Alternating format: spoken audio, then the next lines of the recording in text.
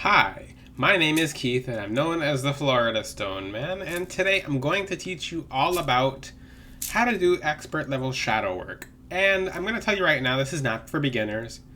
This is not fun, but it's necessary for people who are opening their most powerful spiritual gifts. If you don't do shadow work, then you're not going to be able to hold the rest of the gift that's coming. Shadow work, this is really the thing about shadow work, and it's unfortunate, but a lot of people are making shadow work out to be a joke online. People are like, well, what do people say? I talked to my vision board today. I did my shadow work.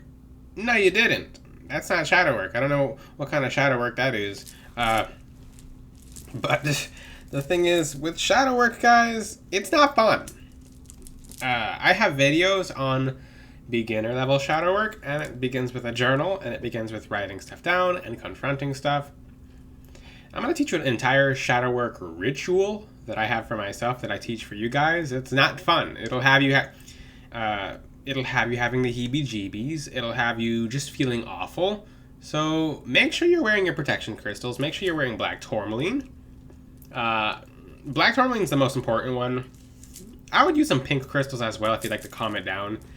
If you feel like not wearing the pink crystals, I suggest you wear all your crystals during this one, because this one's kind of tough. And it takes a lot of responsibility for me to share this, because if you don't do it right, it's not going to feel so good. So this is for those who are down for a challenge. So, like I said, what are the benefits of doing shadow work? Well, when you do shadow work, you are a lot less unbothered. People can't get under your skin. Little things can't get under your skin. Now, most people are living a life of the same mistakes being made, the same problems that they'll go through over and over and over and over and over and over. And that person has not, and you see it in your day-to-day life. That person has never done shadow work, and this person's bothered by the same things. Like, oh, this bothers me. Well, do some shadow work on it. Sounds easy, but most people don't know how to do it correctly. The shadow work crystal is obsidian. It's obsidian. It's the shadow work gemstone. It literally heats up. It heats up the shadows within you to be released forever, so that they don't come back. Other crystals will not get rid of shadows like obsidian does. Now, you can use malachite with the obsidian. It's a challenge. It's a very big challenge. I would start off with obsidian, charge it with sunlight, and this exercise takes about 30 minutes. It's a shadow work meditation ritual, so you will, and this requires God, because you're not going to do this level of shadow work without help from God. You're not, if you really think you're a spiritualist and you're doing stuff alone, you're not. Like, you're not even doing half the stuff alone. Your guides are helping you. Most importantly, God is armoring your guides. God is helping your guides to be able to help you. If you think you're doing anything alone, I wouldn't be claiming that, because your guides can show you, like, oh, you want to do it alone? Okay, let us know when you need help, all right? So you're not doing any of this alone. We're not put here alone. You might not see your guides, but they're here helping you. They might not always be talking, but they're here helping you. It might not be noticeable, but they're here helping you. That's what they're here for. They're here to help you. Your angels are here to help. Whew. With this shadow work method, because, like I said, this is for my expert level people. So if you're a beginner level person and you're doing this, I warned you. This is not a fun level shadow work, but like I said, it will make you very strong. It will have you being fully unbothered. You will walk in public and no one can make you mad. No look people make at you. No, if you're an empath, this gives you like an empath shield. This thickens your empath shield and makes your shield very thick. It makes your aura very strong. So people can't even get you by surprise with emotions when you do this level of shadow work. And this, like I said, you don't have to do this very often. Do this as often as you feel like. When you do shadow work, you have to identify that, and shadow work's about, in this world, we are our own biggest and worst enemy. We will put just problems on other people, on other things, like, oh, if this person didn't do this, then I wouldn't feel this way. No. You woke up with yourself, and you're going to go to sleep with yourself. Like, you came into this world alone, you're going to leave this world alone. You're not taking anyone with you. Hopefully not. But the thing about shadow work is some symptoms that you need to do shadow work. And if you haven't done actual shadow work at all, I'd suggest you watch past videos. Like, I'll do another updated video on beginner level shadow work. Expert level comes first because this is an entire ritual. And like I said, this is not fun. It'll have you, for spiritual people, you're going to feel this it's going to feel like heebie-jeebies. You're going to feel all your worst fears, and then once you confront them, they're gone. Like, they can't bother you.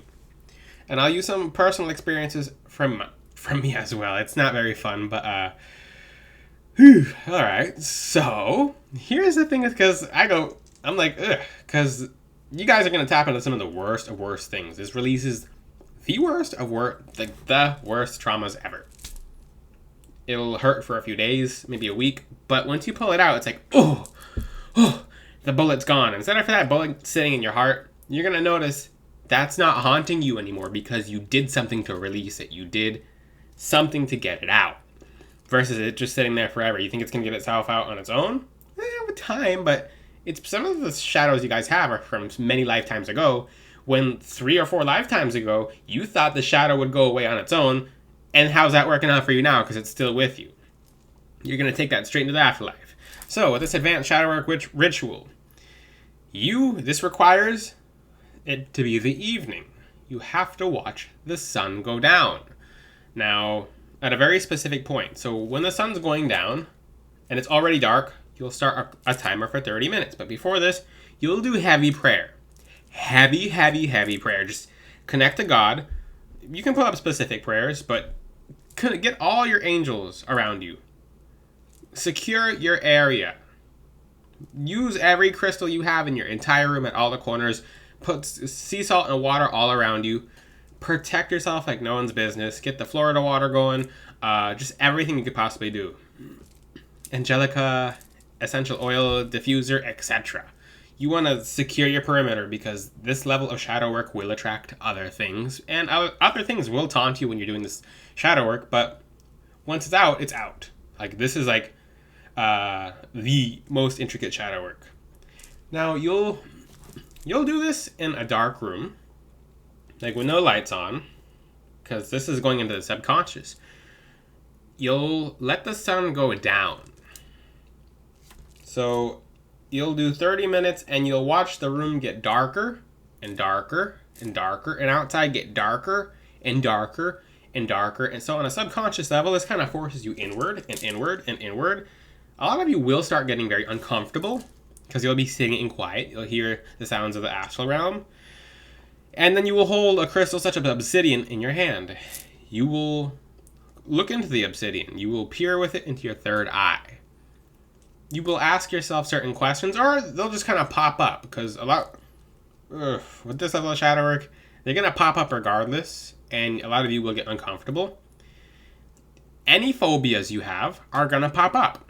Any bad experience you had is going to pop up. It feels like this level of intricacy in shadow work kind of feels like torture. It feels like torture because it's essentially the inner torture that you'd be having in dreams and your subconscious mind and your beliefs being released all at once. So, I'm not sure, but I'll use my example, and this is a very specific example. The last time I did this exercise, and you're going to feel things as well. For the people who are spiritually gifted, the veil between this world and the next when you do this exercise is so, just broken that you're going to feel real things touch you. So you might feel real hands on you. And this might be kind of traumatic, but you have to brave it out. And through the entire work, because this will be completely different for everyone, through the entire time you do this, you have to just basically hand it to God. Just say, I'm not scared, I'm not worried, I could be uncomfortable, but what does discomfort make me? That's it. It just makes me uncomfortable. And you realize, with all these things popping up, because things will pop up on their own, with the obsidian in hand or as a necklace. You can get it from a necklace from FloridaStoneman.com of obsidian, actual black obsidian. But when you wear the black obsidian necklace of all obsidian, or when you hold the black obsidian, it's better to wear it as a necklace, but everything's just going to pop up. You're going to feel stuff on your skin. So let's just say if you have a fear of frogs, you're going to be covered in frogs. And you're going to feel the frogs on your skin. Even if you're not afraid of frogs, if something, like even the smallest thing from childhood bothered you, and if for some reason it's there still, and it's why you treat people a certain way, or why you talk a certain way, or why you have certain mannerisms or stuff like that, everything will be amplified on the spot and released. So I'll give you an example. From last time I did this ritual, and it's very simple, but it's very challenging. Because this is for the spiritually gifted people and people who are already tapped in their gifts. Watching the sun go down holding obsidian in a dark room is going to let everything out. You're also going to see things in the room. For spiritually gifted people, you're going to see shadows in the room. You're going to see shadows leaving you. You're going to see your angels. You guys might see it, but your angels will be sitting next to you. You can see them almost fully. For people who have that gift open, you'll be able to just see them sitting across from you, standing across from you, just like kind of looking at you. For example, my angel was just sitting on the bed, just looking at me, like, just watching me.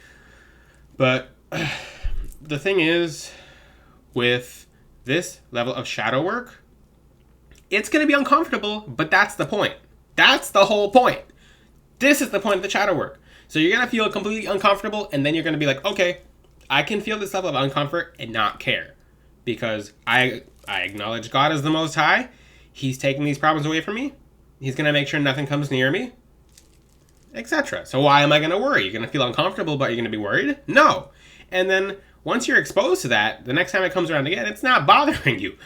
It's not bothering you. So I'm going to give you guys an example. And this is very vivid. I hope this doesn't freak any of you out, but this is something you can't expect. And I'll give you a very specific example from this last ritual that I did. So when I was a child, Stone Man's childhood, Stone Man's experiences, yes. I had a friend named Dylan, and his name was actually Dylan. I hope he comes on this YouTube channel and finds me, because I always felt bad about this. But we were playing basketball, and he threw the basketball at the ring. It hit the ground, and I had kind of a strange feeling. I'm like, maybe we should use like a different rim, a hoop. And I just had a feeling. And I ignored the feeling as a young child. I'm just like, maybe we should just play on a different hoop. And no, I just ignored my feeling. And we kept playing on that one. And I had it was just, I knew there was a wasp nest behind the thing. Like, I just knew it. I 100% knew it. And it was just like, I still ignored my intuition, but I was young. And that always kind of haunted me, even from then. So we kept playing basketball. I mean, fun fact, I got hit in the face with the basketball. I'm like, oh, okay. But it didn't really bother me much because I was hard-headed back then. But we kept playing basketball, and he hit it at a very specific angle, and wasps came after him. And they got him. And that haunted me because I saw the way the wasps, kind of like the effect it had on his skin. I'm not going to go into detail about that. But I'm not scared of wasps, but that experience always has taught me don't doubt your intuition. And it's kind of like, and he was allergic to the wasps, and it was really horrible.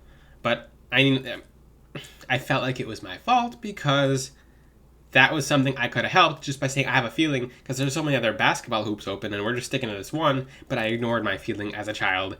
I know I was a child at the time, and then that's just something that kind of had an impact on me throughout my entire life without me knowing it until I did the shadow work. So I was doing shadow work, and I'm sitting there. So when you have your third eye open, and most of you who are watching my videos, especially when you got crystal jewelry from FloridaStoneman.com, your third eye is most likely open. But as I was sitting in the shadows, I saw a black wasp on me, and it looked as real as day. Like it could have been a real wasp. And then it duplicated to multiple wasps. And I'm feeling it on my skin. So like I said, this is a whole nother level of shadow work. And next thing you know, because I can physically see the wasps as the sun goes down when I'm holding the glass, obsidian glass. Yes, they call it lava glass, obsidian glass, whatever. I call it dragon glass. But I'm holding the real obsidian. And it's basically volcanic glass. In Game of Thrones, they call it glass, so I'm used to calling it glass. It's not like glass from Five Below. This is Florida Stone Man, not Five Below, but I'm holding this dragon glass, obsidian, whatever you want to call it. And I'm feeling and seeing wasps crawl over every section of my skin. At first, I was extremely uncomfortable. I'm looking around the room. I'm just like, what's going on? I'm like, this is the worst meditation ever. This is the worst shadow work ever. And I'm like, oh, what is this? Where is this coming from? Like, why is this happening? Why is this going on now? I had an amazing day today. Like, is this even necessary? And I was just questioning why was this popping up. And then I started going into, oh my, like, because I started getting the heebie-jeebies. I could feel them crawling on my skin. I could feel every single leg of every single wasp moving around. I could feel some of them what felt like their mouths on my skin. And I'm like, ah! Like, it's actually real. But it's in your third eye as well as it's in physical reality. So the room's kind of dim and dark. So your third eye is already active. So this is going on in the in-between veil. So after I was getting uncomfortable with all these different wasps moving around on my skin, I'm like, you know what? It doesn't bother me. Because they might be, it might be a shadow of the story about the wasps. This might be something I'm living with. I forgive myself for it. Even though I was a kid and like, because you don't have control of things sometimes. Like you can't go back and be like, oh, I wish I would save this person by telling them not to play in that basketball hoop. But that's a thing. It's something that needed to be released. You have no control over it. And I had no control over the feelings of 100,000 wasps all over my body. And I'm just like, well, I give this to God. I can't change anything about it. I feel this way. And now it can't bother me. So I'm sitting there 5 minutes after, and these wasps are still moving around in my skin. I could feel the sensation of all the wasps as I'm meditating, doing this shadow work ritual. And I'm like, you know what? I don't care. Like, I don't care. This doesn't define me. I don't have control over it. Most importantly, I'm acknowledging, even in your shadows, when you're in your shadows, because this is experience shadow work, you're acknowledging God. You're handing it over to God, saying, God, I acknowledge you as the Most High. Please take this from me. And that's it. It's taken. It's gone.